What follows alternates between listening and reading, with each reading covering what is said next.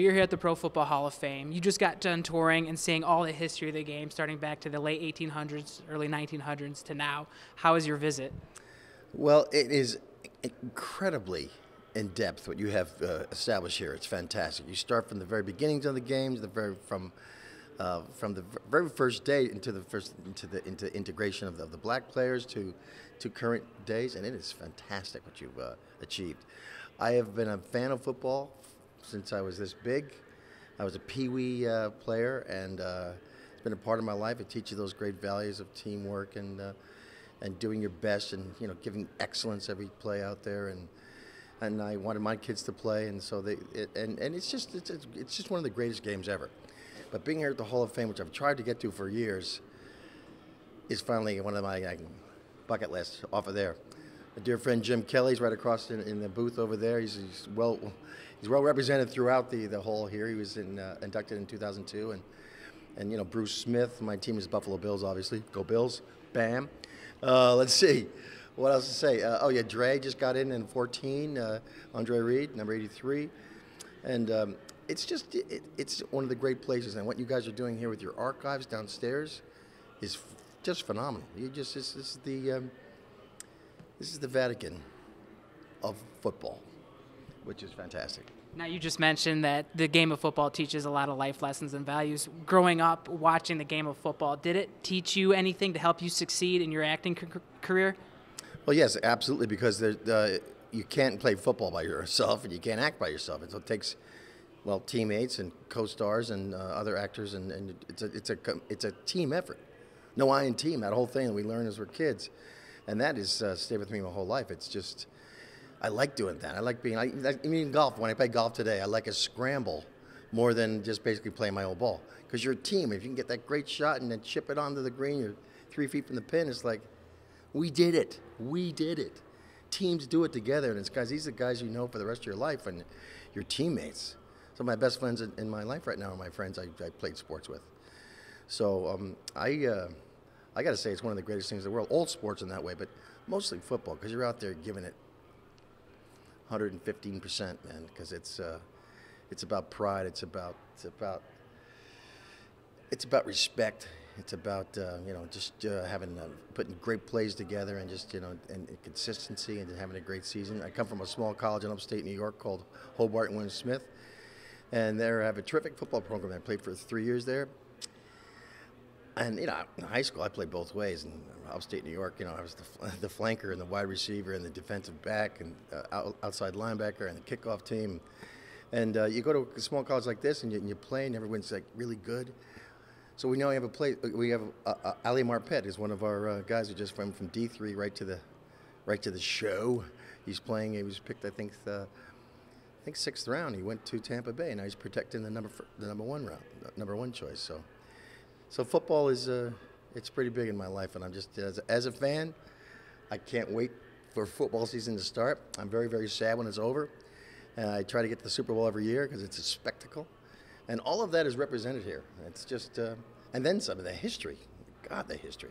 Some of these players, from Jim Thorpe's fantastic statue in there to the great Nevins, that guy that scored all the team's points that game. I mean, when is that going to happen again?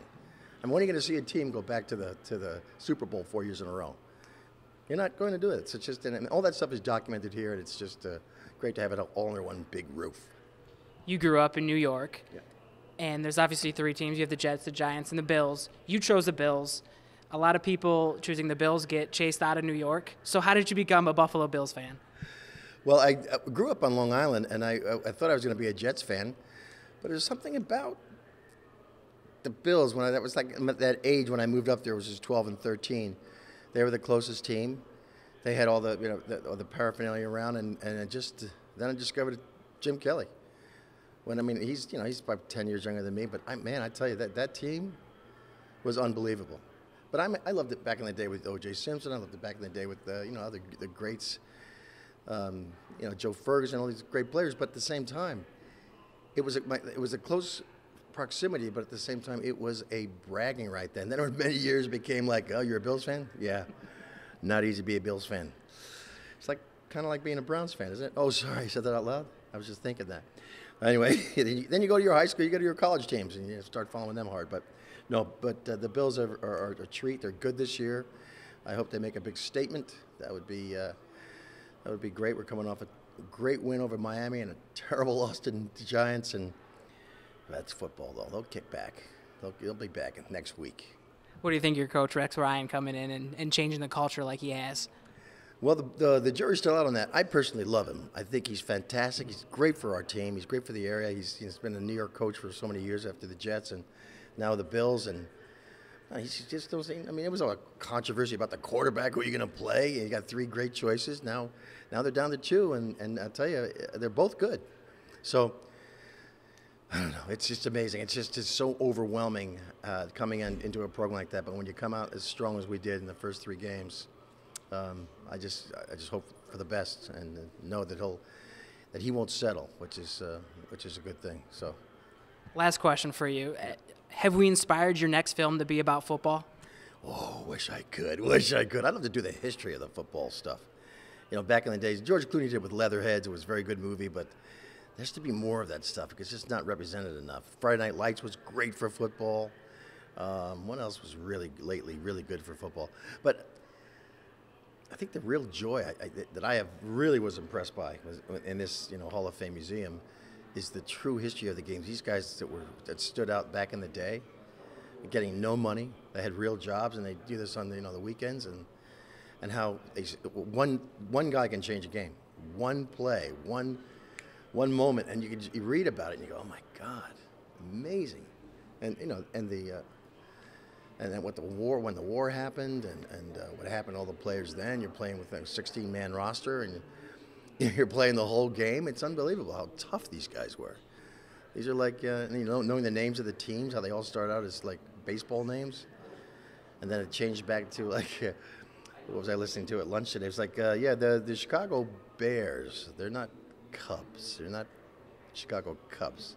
They're badass. They're Bears. I love that. What's bigger than a New York Giant? A Titan. Texas Titans. That kind of stuff, that kind of thing is really kind of interesting. You see all that kind of peppered through the history here. It's fantastic. Well, we thank you so much for your time, and we hope you enjoyed your visit. I had a grand time. Thanks so much for your time and showing us around. And I'll be back and bring my family. We'll look forward to seeing you. Thanks a lot.